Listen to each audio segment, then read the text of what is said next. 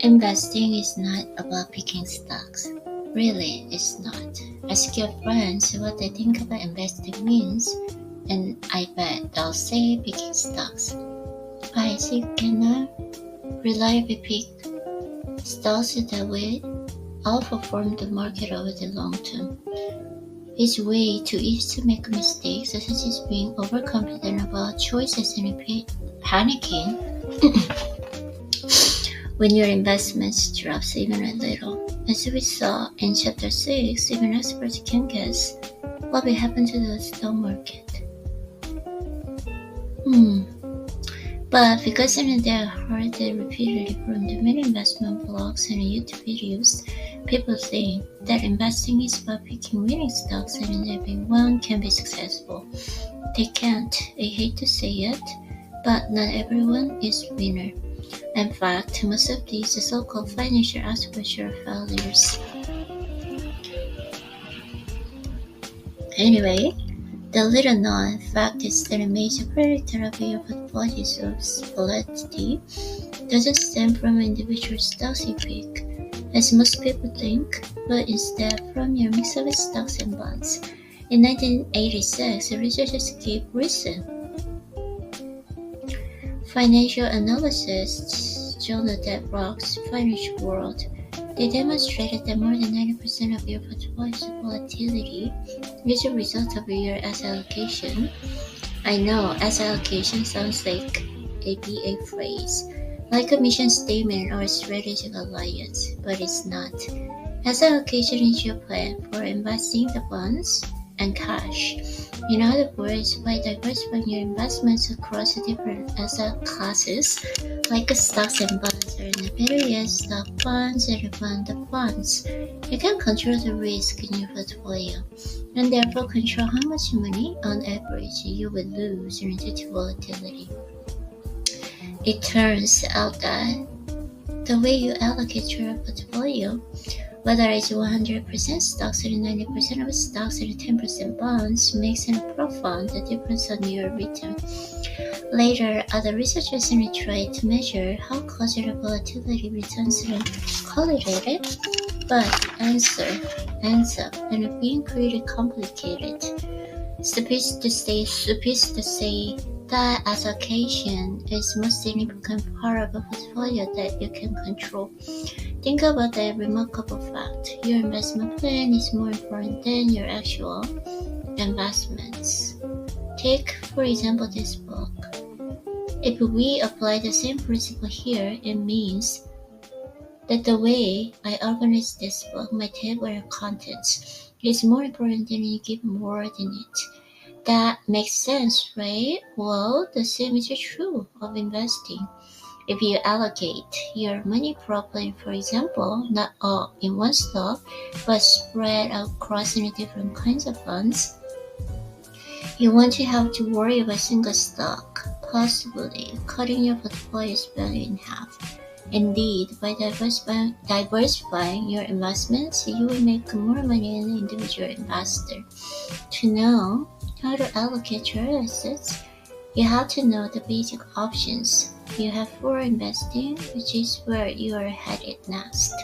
Since you can not successfully time the market or select individual stocks, asset allocation should be the major focus of your investment strategy because it is the only factor affecting your investment risk and the return that you can control.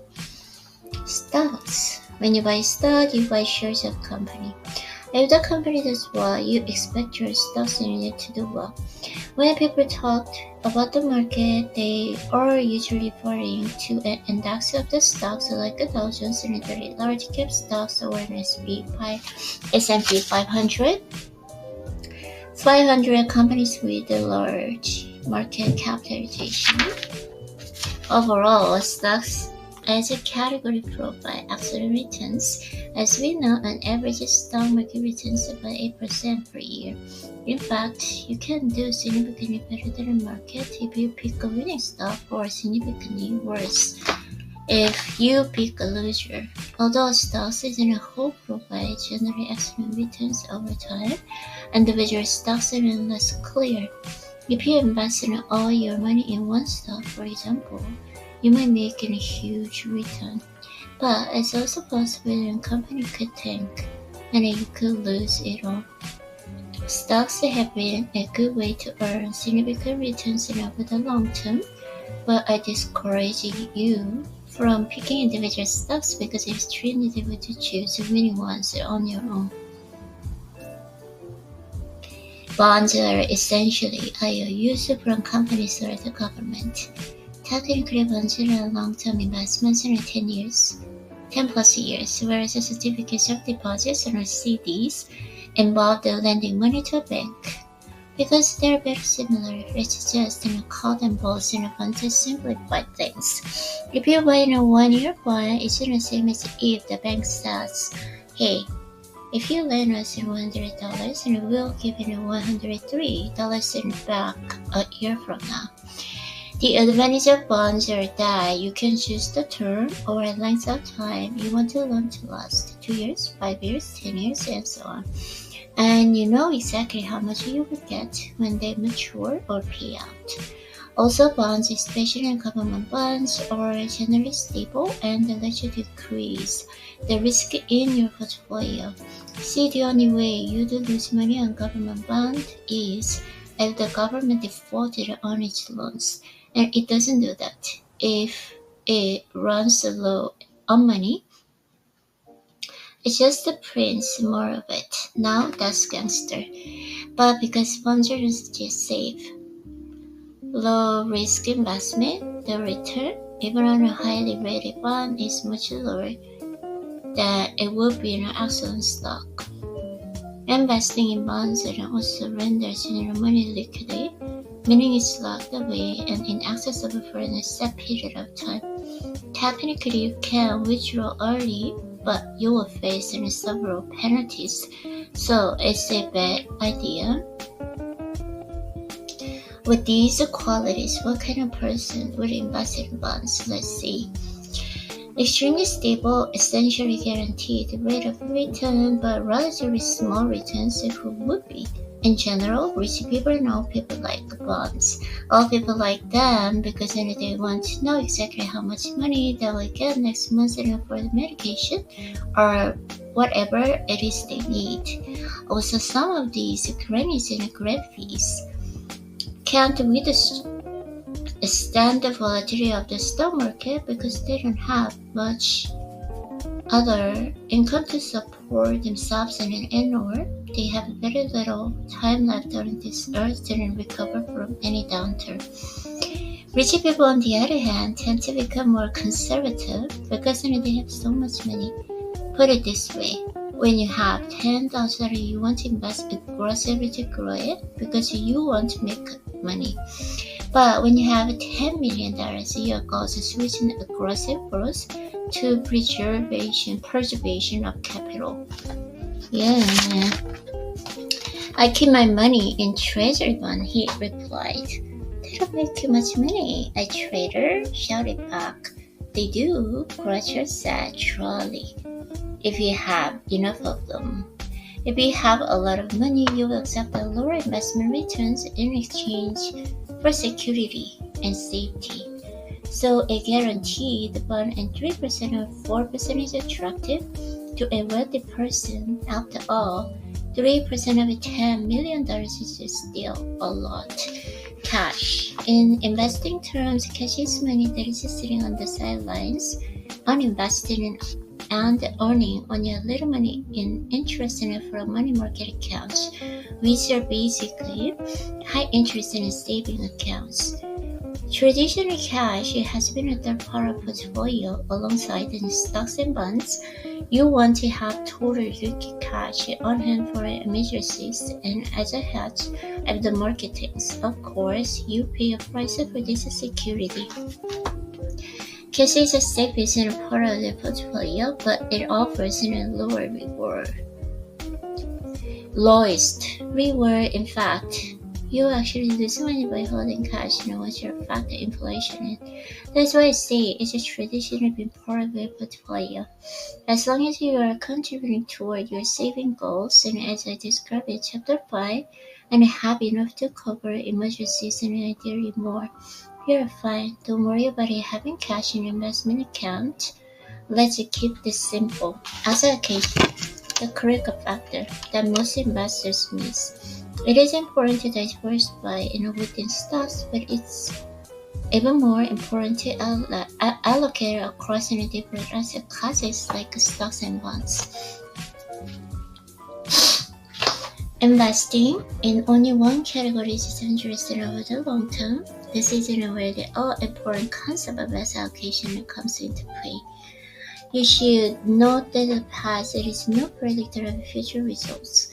In determining where to allocate your assets, one of the most important considerations is what returns each category offers. Of course, based on the different types of investments you make, you can expect different returns. Higher risk can generally equal higher potential for reward. Take a look at the chart above. At first glance, it seems clear that stocks return the most, so let's all invest there. Not so fast. Remember, higher rewards entail higher risk, and so if you are loaded up on the stocks and your portfolio dips 35% next year, all of a sudden you are financially immobile, eating on your risks and waiting to see whether your money comes in back up or you die first. Your asset allocation is actually one of the most important decisions you will make in life. It's a decision that could be worth hundreds of thousands of dollars to you, and for some, millions. But in particular, in a quirk in human nature, asset allocation has real-world consequences. For example, many of us have heard of 50 and 60-year-olds who saw catastrophic drops in their portfolios during the last recession. Their assets were not properly allocated. They should never have invested in all equities. Not should they have been sold during the downturn. How didn't they stay in the market?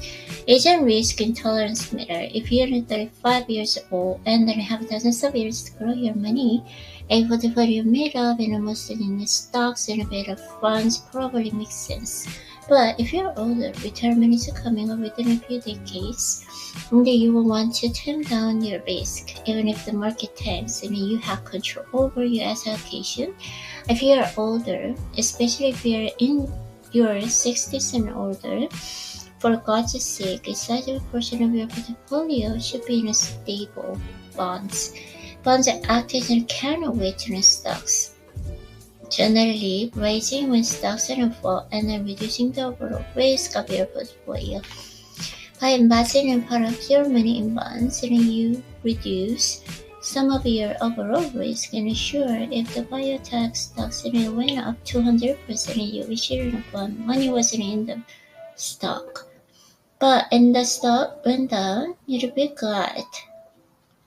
Sure, bonds were there as a buffer against losing everything. Although it may seem counterintuitive, your portfolio will actually have a better overall performance if they add bonds to the mix. Because bonds generally perform better when stocks fall, and bonds lower your risk a lot while limiting your returns only a little. Okay.